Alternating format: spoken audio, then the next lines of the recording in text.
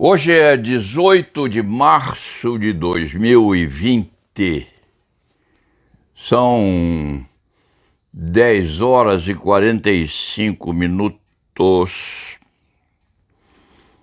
Este antigo escrevinhador acaba de falar com o seu irmão mais moço. Eu digo que é meu irmão mais moço. Luiz Carlos de Arruda, de Uberlândia, Minas Gerais, um dos maiores civilistas que o Brasil já produziu. Luiz Carlos de Arruda não tem 70 anos ainda, se tiver, é por ali, no limite. É 14 anos mais moço que este criminalista, que teve a sorte de conhecê-lo lá atrás e nos tornamos muito amigos. Porque este criminalista fala em Luiz Carlos de Arruda no começo desta crônica? Porque a família de Arruda e a deste antigo flibusteiro da advocacia criminal, as famílias se reuniram lá e aqui e puseram nós dois em casa, porque nós somos mais sujeitos aos riscos dessa pandemia mundial. Este criminalista porque tem 84 para 85 anos e Arruda porque está chegando aos 70, se já estiver chegando lá. As famílias se organizaram, pegaram os dois e puseram cada um nas respectivas casas, porque nós pertencemos ao chamado grupo de risco. E este antigo advogado criminal ficou ofendido por ser chamado de pertencente ao grupo de risco e fugiu de casa.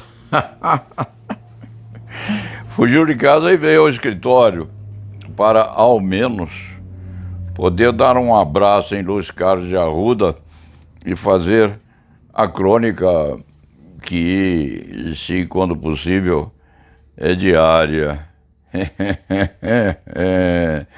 É um fujão este escriturário do direito penal e do processo penal.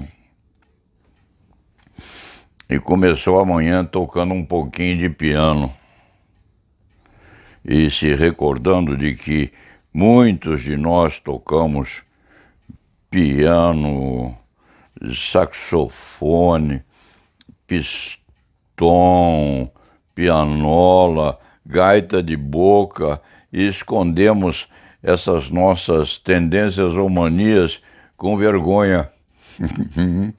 Porque aquele que veste uma beca ou uma toga não deve mostrar a sua vida privada, a sua vida pessoal, deve ser vetusto, quieto, calmo, calado, sério.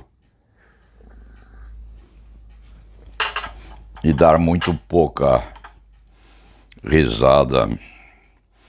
A Johnny Stamato Leite Fernandes, lá em casa, disse outro dia: Paulo Sérgio, você está dando essas risadinhas demais, para com isso, não exagera. E este cronista faz força.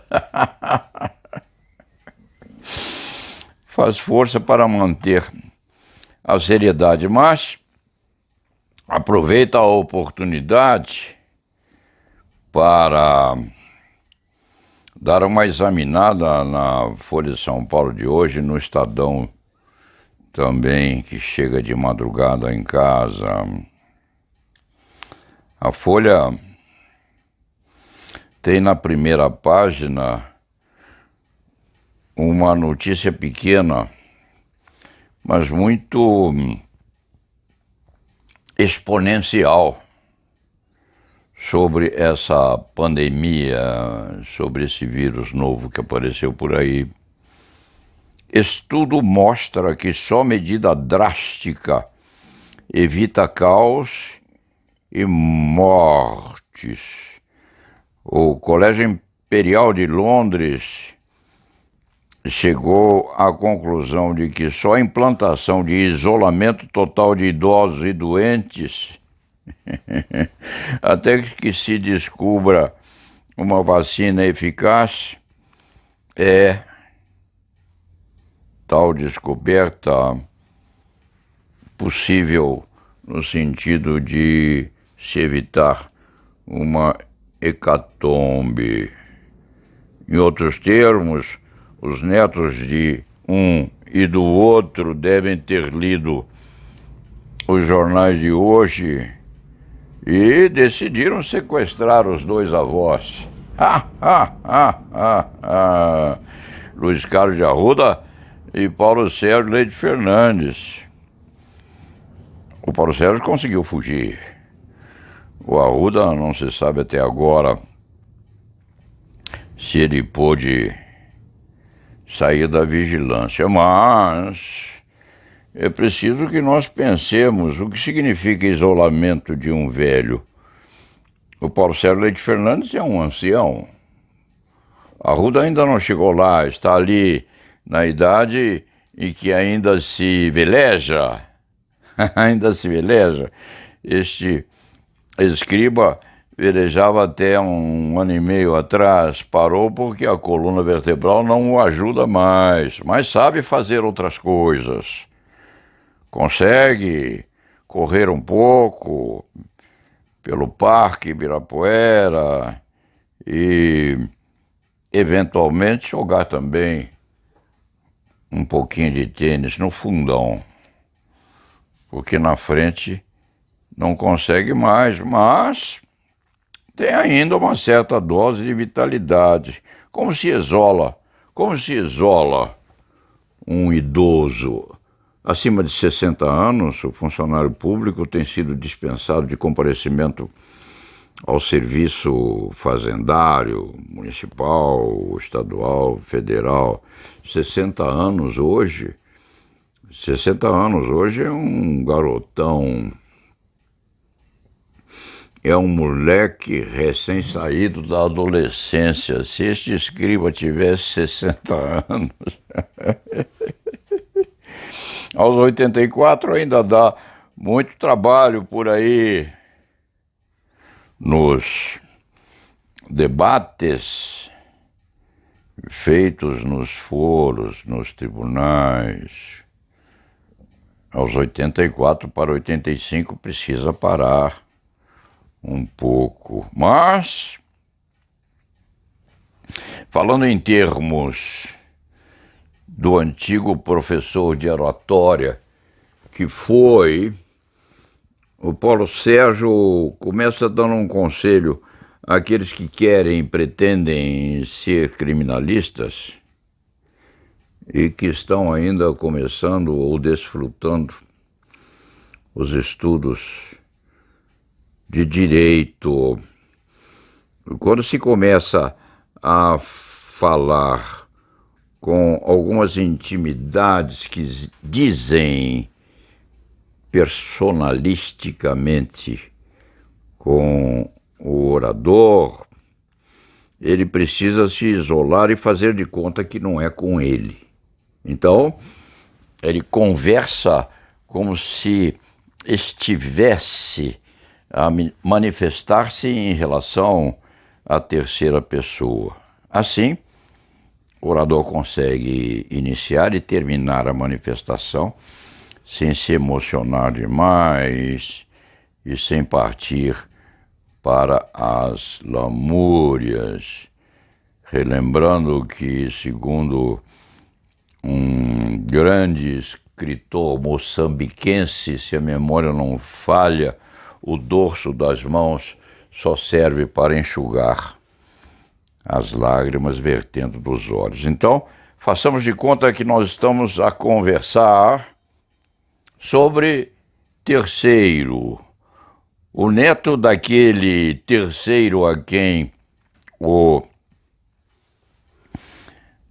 Paulo Sérgio se refere, lhe deixou uma carta embaixo do travesseiro hoje de manhã, um dos netos dele.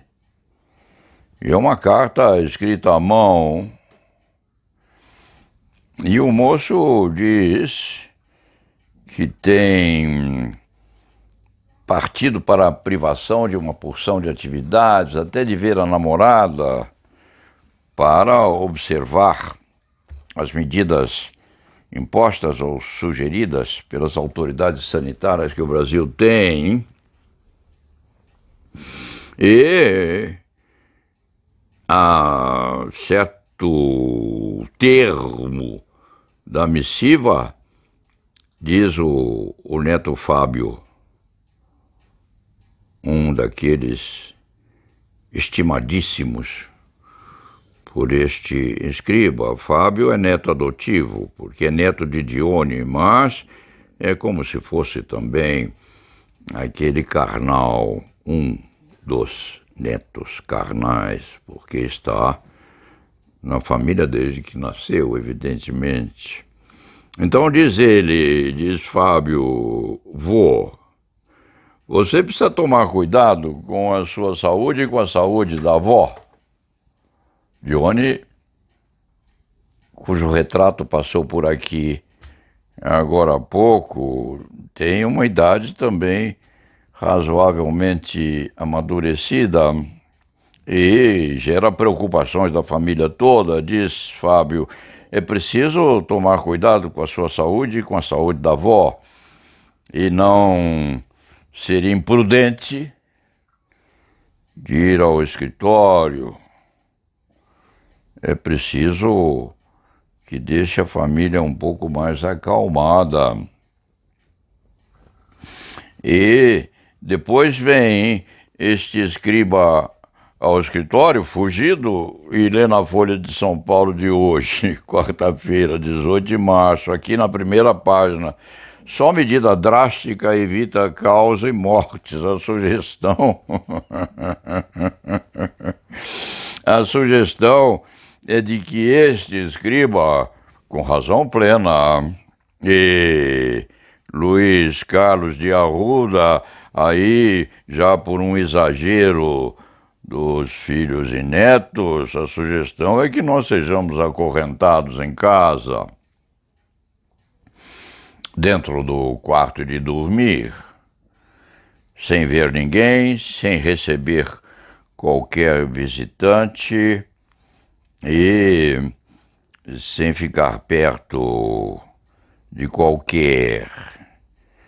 Sem ficar perto de qualquer é uma medida adequada não só para o ancião, como também para os mais moços, porque o aconselhamento é que se fique a 1 metro ou 2 metros de distância um do outro.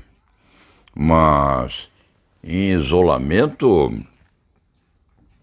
é algo que foge ao princípio da razoabilidade, porque alguém que está acostumado, se acostumou durante a vida toda, inclusive, a velejar, e tinha um veleiro lindo que pretendia dar de presente agora, aos 84 anos, porque também é hora de parar, forçar-se alguém a largar o velame é um expediente quase satânico na violência ética e moral que isso representa.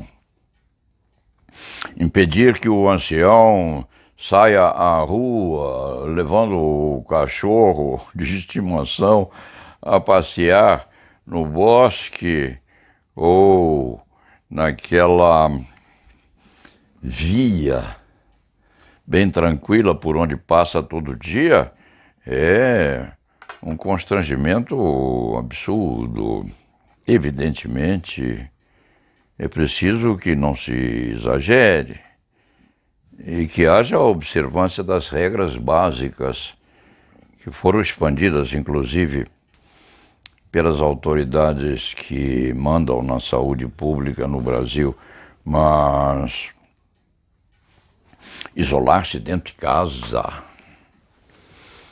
algemado e restrito na comunicação é uma violência a que os antigos não se acostumaram, porque nós, mais antigos, passamos da adolescência à maturidade com observância plena da liberdade de ir, de vir e de ficar, e somos os primeiros leitores da Constituição de 1946, se a memória deste escriba não falha. Então, entende-se a preocupação. É preciso que haja a desobediência, com bastante razoabilidade, mas com implantação da vontade que ainda temos de poder respirar um pouco, respeitando, embora a vontade daqueles que têm por nós uma estima tão grande e daqueles que nós estimamos também com um afeto muito acentuado. Portanto, o Paulo Sérgio fugiu de casa e veio ao escritório. Vai ter uma certa peculiar concordância com os familiares. Não há de ficar tanto aqui, mas um pouquinho aqui para terminar essa crônica, com certeza. O Paulo Sérgio fica. E desejando a Luiz Carlos de Arruda que ele tenha um pouco mais de disciplina e se preocupe em manter uma chave de reserva para conseguir fugir um pouco de casa e ir ao belíssimo escritório de advocacia que ele tem em Uberlândia, um dos melhores das Minas Gerais, da nossa vida e daqueles que nos antecederam sanguineamente lá pelos lados de Muzambinho, de Pouso Alegre, de Guaranésia, de Guaxupé, cidades que este escriba não frequenta, mas que vai visitar com certeza na relembrança daquilo que já foi. O resto, alguém já morreu por coronavírus, está na primeira página do Estado de São Paulo. Paciência, alguém sempre morre de coronavírus ou de uma doença limítrofe ou atropelado por um caminhão no meio da rua. A gente morre, nasce, cresce, vive, faz filhos, ama, envelhece. Morre devagar ou morre de uma vez, mas a morte é fatal. Nós convivemos permanentemente com ela. Vamos esperar que isso passe. Tudo passa. Sofre-se, o ser humano se alegra, ri, ama, chora, tem acidentes de percurso e mais cedo ou mais tarde ele se vai. Obviamente, nós queremos viver bastante e muito, e ainda arranjar um tempo não para velejar, porque não mais conseguimos, mas para tocar um pouco de piano e, quiçá, travar umas partidas de tênis lá no fundo, porque jogar tênis na frente nós não conseguimos mais. Dito isto, um abração a vocês todos, advogados, advogadas, juízes, membros do Ministério Público, que este escriba estima demais, embora finja às vezes que está a conflitar com eles. Vamos terminar esta crônica, fechar a pianola, deixar os jornais de lado e dizer aos membros do Colégio Imperial de Londres que, embora se esteja a pretender encarcerar este ancião do direito penal e do processo penal brasileiros, ainda há fortaleza suficiente para enfrentar esta difícil empreitada a que nós todos estamos submetidos. Mais uma peste está aí.